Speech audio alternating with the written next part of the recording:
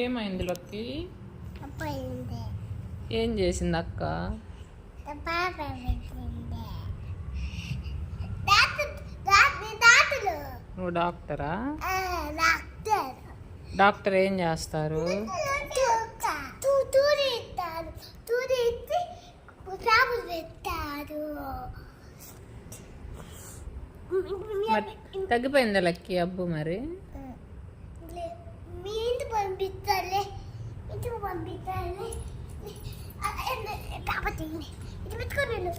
మీరు ఇది పెట్టుకోండి. ఇంకా తగ్గులా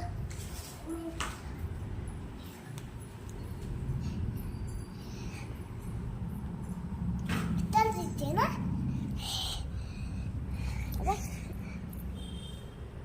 ఇంకా